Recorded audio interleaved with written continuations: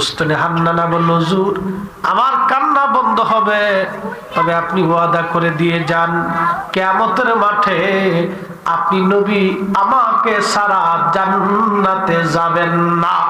একবার আল্লাহু আকবার। আমার দেশে একদল আছে বুকে হাত পেতে নামাজ পড়ে, এই কথা বলেন আছে না? এদের মৌলবীরা ওয়াজ করে কয় রাসূলুল্লাহ কিয়ামতের মাঠে নিজের পাপের চিন্তায় পেরেশান। নাউযুবিল্লাহ, নাউযুবিল্লাহ। যারা রাসূলুল্লাহকে কিয়ামতের ময়দানে পাপের চিন্তায় পেরেশান মনে করবে, নবী নিজের চিন্তায় পেরেশান হয়ে থাকবে, রাসূলের ক্ষমতা থাকবে না, এই মুসলমান এটা আমাদের আলাদা শান্তি মজা।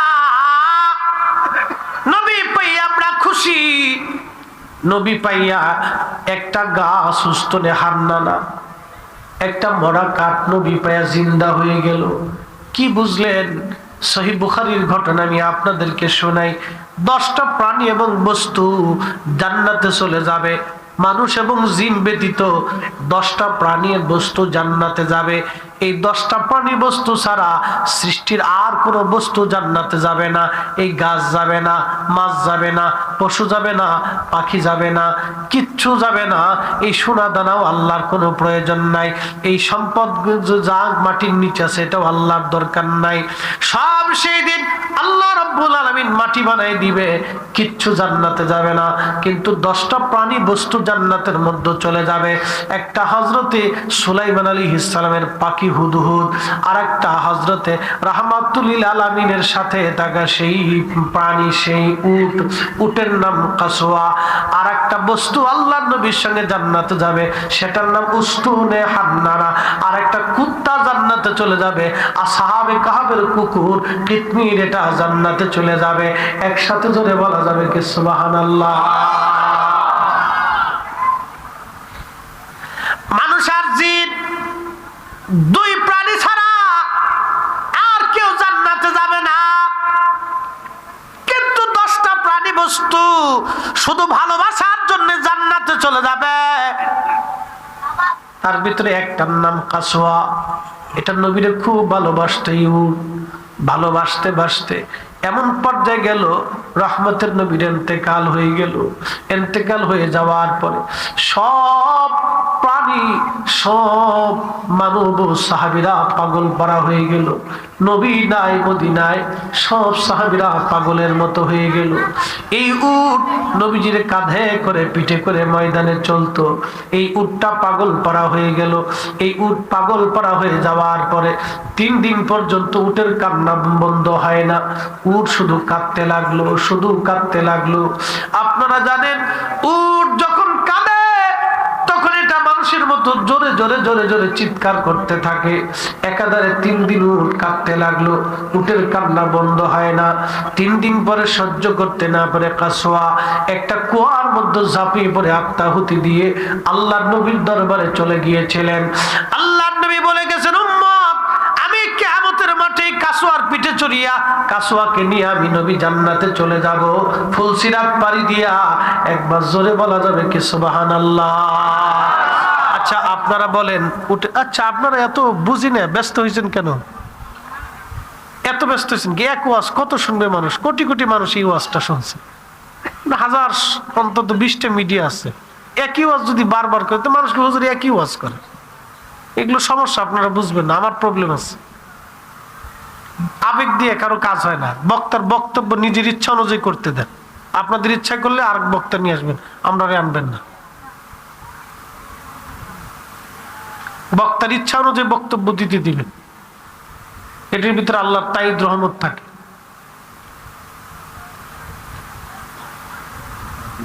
এগুলো একটা সমস্যা।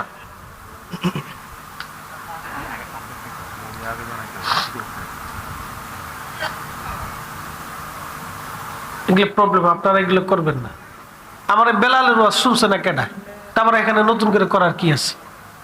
কোটি কোটি মানুষ শুনছে, বিলিয়ন ট্রিলিয়ন মানুষ শুনছে, অন্তত 5 কোটি মানুষ এই ওয়াজটা শুনছে।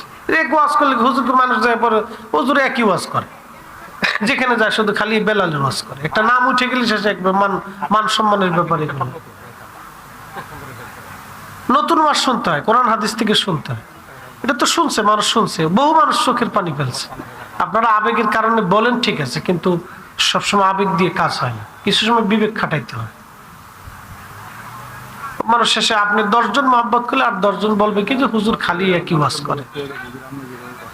হ্যাঁ, ওটা মুখস্থ হয়ে গেছে, অতএব ওটা আর বলার দরকার নেই। যেটা মহব্বত ওইভাবে আছে ওইভাবে থাক না, আকর্ষণ থাক, মন খারাপ করা যাবে না। আমি আলোচনা যাহা করছি আলহামদুলিল্লাহ বলেন না? কোরআন হাদিস দিয়ে আমাদের বোঝার দরকার আছে না? একসাথে বলি না আল্লাহু আকবার। গত বছর আসছি, এবছর আসছি, আলহামদুলিল্লাহ ভালো লাগছে।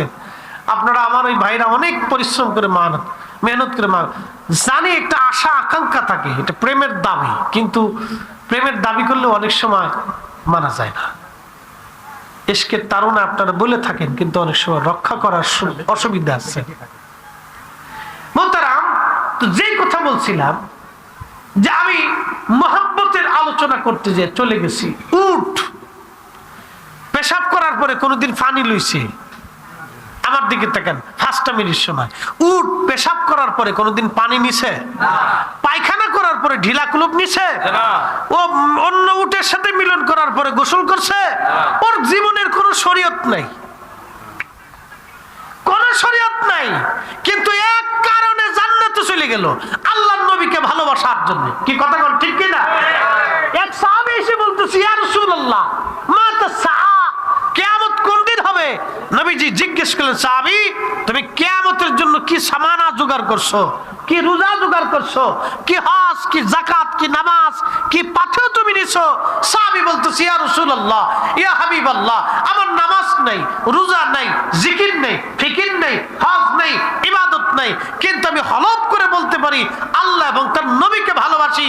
আল্লাহর নবী ডাক দিয়ে বলেন, সাহাবী যদি তুমি রাসূলুল্লাহকে ভালোবাসো তাহলে শুনে রাখো, আল মারু মা মান হাব্বা, তুমি যাকে ভালোবাসো তার সাথে তোমার হাসর নাসর হবে। তুমি যদি আমাকে ভালোবেসেই থাকো, কিয়ামতের মাঠে আমার সাথেই তোমার হাসর নাসর হয়ে যাবে। না হইছে না? আর একটু জোর।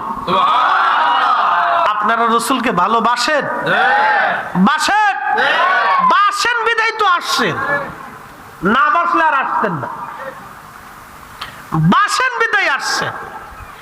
এই ভালোবাসার জন্য কিয়ামতের মাঠে রাসূলুল্লাহর সাথে একসাথে হাসর নাসর হয়ে যাবে। আমিন। প্রিয় মুসলমান, ওই উট জান্নাতে চলে যাবে আল্লাহর নবীর সাথে। আরেকটা প্রাণী বস্তু আল্লাহর নবীর সঙ্গে জান্নাতে চলে যাবে, উস্তুনে হান্নানা। আপনারা বহুবার এই ওয়াজ শুনেছেন, এবার একটু এই কথাটা আমি ভেঙে ভেঙে আপনাদেরকে শোনাই। উস্তুনে হান্নানা মরা একটা কাঠ, এটা মরে গেছে, খেজুর গাছের কাঠ মরা, এর ভিতরে কোনো সজীবতা নাই, জীবন নাই, মরে গেছে, শেষ। এই কাঠটার সঙ্গে হেলান দিয়ে নবী খুতবা দিতেন। সাহাবীরা বলে, হুজুর আপনি যদি বলেন তাহলে আমরা নতুন করে মিম্বর বানায় নিয়ে আসবো, আর কতকাল আপনি কাঠের সঙ্গে হেলান দিয়ে খুতবা দিবেন? আল্লাহর নবী বলেন, আনো, নিয়ে আসা হলো নতুন মিম্বর। রাহমাতুল লিল আলামিন খুতবা দিতেছিলেন নতুন মিম্বরে। এমন সময় মসজিদের মধ্যে ডুকরায় ডুকরায় মানুষের মতো কান্না করে। কে কান্না করে রে? সাহাবীরা আশ্চর্য হয়ে গেল। একজন সাহাবী আরেকজন সাহাবীর চেহারার দিকে তাকায়, কে কান্না করে দেখি, কে কান্না করে দেখি। দেখে কেউ কান্না করে না, কিন্তু আল্লাহর নবীর মিম্বার শরীফের পিছন থেকে কান্নার আওয়াজ আসে। হায় হায়, কি আশ্চর্য! কত বড় নবীর উম্মত, কত বড় নবীর দাবি, নবীর উম্মত। একটা কাঠ জিন্দা হয়ে গেল। একসাথে বলবেন কি আল্লাহু আকবার? একটা মরা কাঠ জিন্দা হয়ে গেল। মরা কাঠ জিন্দা হয়ে ডুকরি ডুকরি মানুষের মতো কাঁদতে লাগলো। প্রিয় নবীজি খুতবা শেষ করলেন। খুতবা শেষ করার পরে উস্তুনে হান্নানাকে আল্লাহর নবী বুকের মধ্যে জড়িয়ে ধরলেন। জড়িয়ে ধরে বলে, উস্তুনে হান্নানা কি জন্য তুমি কাঁদো? উস্তুনে হান্নানার জবান খুলে গেল, বলি ইয়া রাসূলুল্লাহ বিরহ বেদনা সহ্য করতে না পেরে আমি কাঁদতেছি। আমার পীর মুর্শিদ একটা গজল সবসময় মাঝে মধ্যে গাইতেন, যে যাহারে ভালোবাসে সে তো কভু ভুলে না, যে যাহারে ভালোবাসে সে তো কভু ভুলে না।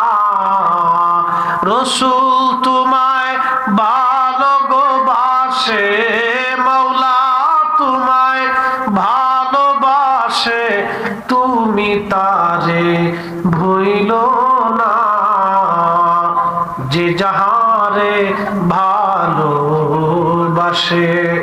সে তো কভু ভুলে না।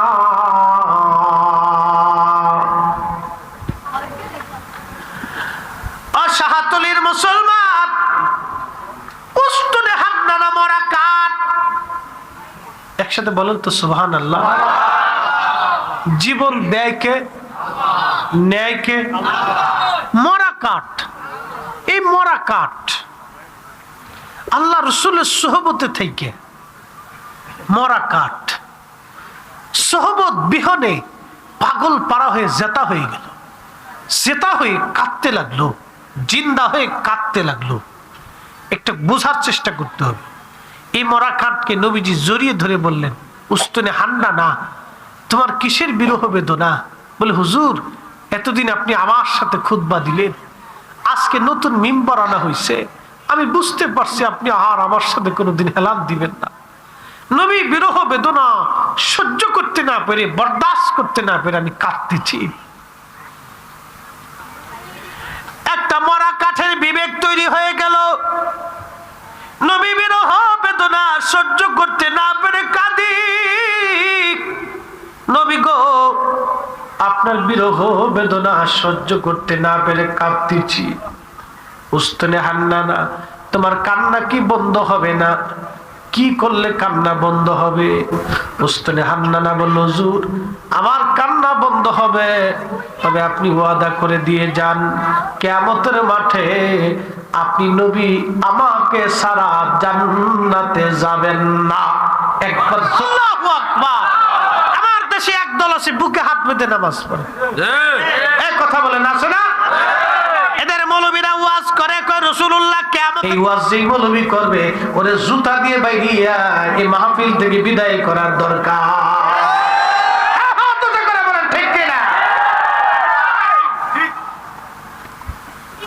জুতা দিয়ে বেরিতে হবে।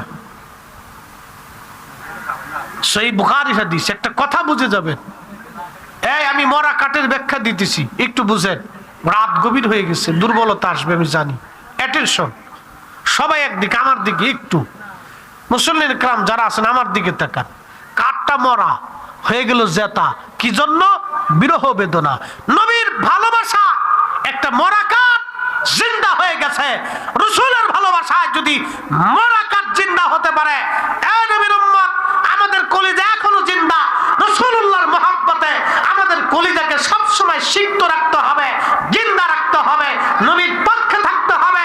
বাঁচলেও পক্ষে, মরলেও পক্ষে, থাকলেও পক্ষে, না থাকলেও পক্ষে, সমাজ থাকলেও পক্ষে, না থাকলেও পক্ষে, খাইলেও পক্ষে, না খাইলেও পক্ষে। হাত উঁচা করে বলেন ঠিক কিনা? মুহতারাম উপস্থিতি, খুব মনোযোগ দিয়ে। এই মরা কাঠটা জিন্দা হলো, শুধু জিন্দা হয় না, তার জবান খুলে গেল। সুবহানাল্লাহ বলবেন। কি খুলে গেল? জবান খুলে যাইয়া সে কথা বলতে লাগলো, তার মনের আবেগ সে বলতে লাগলো। তার মানে তার আবেগও তৈরি হয়ে গেল। আবেগ হলো, জবান খুললো, বিবেক তৈরি হলো। কারে কেন্দ্র করিয়া? নবী। কাকে কেন্দ্র করে? নবী। বুঝে যাওয়ার তো জরুরি। এখান থেকে আমাদের শিখার অনেক কিছু আছে। আপনি যে মিলাদুন নবী করেন, এখান থেকে শিখার অনেক কিছু আছে। একটা মরা কাঠ জিন্দা হলো নবীকে কেন্দ্র করে। বিরহ বেদনা সহ্য করতে না পেরে সে জেতা হয়ে গেল, জিন্দা হলো, জবান খুললো, বিবেক তৈরি হলো, আকল তৈরি হলো। শেষ পর্যন্ত মরা কাঠের এত বড় আকল হলো যে বলতেছে, হুজুর কিয়ামতের মাঠে আপনি আমাকে ছাড়া জান্নাতে যাবেন না, আপনি ওয়াদা করে যান। তার মানে মরা কাঠের বিশ্বাস ও জেতা হয়ে বিশ্বাস করে ফেলছে এই নবী আমাকে জান্নাতে নিতে পারবে। আর আমার দেশের অনেক মোল্লার বিশ্বাসই হয় না যে নবী জান্নাতে নিতে পারবেন। ও মোল্লা না শয়তানের ভাই, শয়তানের ভাই। এই তো বুঝে গেছে না, বুঝে গেছে। ঈমান এখান থেকে বুঝার দরকার। এমন জ্ঞান, এমন মেধা, এমন আকল আল্লাহ তৈরি করলেন, শেষ পর্যন্ত মরা কাঠ উস্তুনে হান্নানা জেতা হইয়া আশিকে রাসূল এই কাঠটা রাসূলকে ডাক দিয়ে বলতেছেন, ইয়া রাসূলুল্লাহ আপনি আমাকে ছাড়া জান্নাতে যাবেন না। আল্লাহ রাসূল ওয়াদা করলেন, হ্যাঁ তোমাকে নিয়ে জান্নাতে যাব। সাহাবীরা আমার মিম্বার শরীফের নিচে ওকে দাফন করে রাখো, কিয়ামতের মাঠে ওকে নিয়ে আমি জান্নাতে চলে যাব। তার মানে সেই মিম্বরের নিচে এখনো উস্তুনে হান্নানা আছে, ওর দেহ মাটি খায় না, পোকায় ধরে না, ওই দুনিয়ার কোনো ওই আবহাওয়া, ওই রোদ, ওই বৃষ্টি, ওই তুফান, দুনিয়ার কোনো আবহাওয়া ওই মরা কাঠের ক্ষতি করে না, ঘুন পোকা খায় না, পোকায় ধরে না, মাটি ধরে না। এখনো পর্যন্ত নবীজির মিম্বার শরীফের নিচে সেই উস্তুনে হান্নানা এখনো আছে। কিয়ামতের মাঠে আল্লাহ তার রাসূলকে, আল্লাহর রাসূল ওই উস্তুনে হান্নানাকে নিয়ে কাসুয়াকে সাথে করে, আর আশিক উম্মত যারা নবীর জন্য পাগল, উস্তুনে হান্নানার মতো পাগল হয়েছিল, ওই কাসুয়া উটের মতো পাগল হয়েছিল, এই পাগলের দল নবীজির পিছন পিছন রওনা হইয়া আল্লাহর নবীর সাথে জান্নাতে চলে যাবে। এজন্য সুন্নি হলে সুন্নির মতো হতে হবে, ভালোবাসলে নবীকে ভালোবাসার মতো বাঁচতে হবে। কথা বলেন ঠিক কিনা? কথা ক্লিয়ার না ভেজাল আছে? এক কথা বলেন না, ক্লিয়ার না ভেজাল আছে? একবার ক্লিয়ার কথা। একবার আপনাকে উস্তুনে হান্নানার মতো ভালোবাসতে হবে, কাসুয়ার মতো ভালোবাসতে হবে। ওদের শরীয়ত নাই, জীবন নাই, জিন্দেগি নাই, মারিফাত নাই, তরিকা নাই, ওযু নাই, গোসল নাই, নামাজ নাই, জিকির নাই, ফিকির নাই, শরীয়ত নাই, কিচ্ছু নাই। নবী ভালোবাসা ওরা জান্নাতে চলে গেছে। ওরা যদি নবী ভালোবাসার কারণে জান্নাতে যেতে পারে, নবী তাদেরকে নিয়ে জান্নাতে যেতে পারে, আমরাও ভালোবাসতে বাসতে নবীজির সাথে কিয়ামতের মাঠে জান্নাতে চলে যাইতে চাই। বুঝলে বুঝপাতা, নালি তেজপাতা,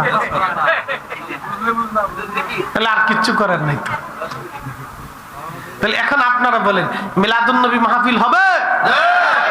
আসতে হয়ে গেল না? জোরে বলেন হবে? আওয়াজ তুলে বলেন হবে? কেউ খুশি হলেও হবে, বেজার হলেও হবে। কথা বল ঠিক কিনা? কারো খুশি দিয়ে বেজার দিয়ে মিলাদুন নবী বন্ধ হবে? আওয়াজ তুলে বলেন হবে? চলবে? হাত উঁচা করে বলেন চলবে? চলবে? চলবে? আল্লাহ কবুল করুক বলেন আমিন। জিকির করতেছি বুঝছি আপনারা তার বইছে লেগে বই রয়েছেন না। আর বেশি লম্বা কথা বলবো না। ওয়াজ করলে কি লাভ, শুনলে কি লাভ? লাভ হবে তার আমলে, আমলেও লাভ হবে না নবী প্রেম না থাকলে দিলে। নবী প্রেম থাকলে দিলে লাভ হবে কম আমলে, সুপারিশ করবেন নবী রোজ হাসরের ময়দানে।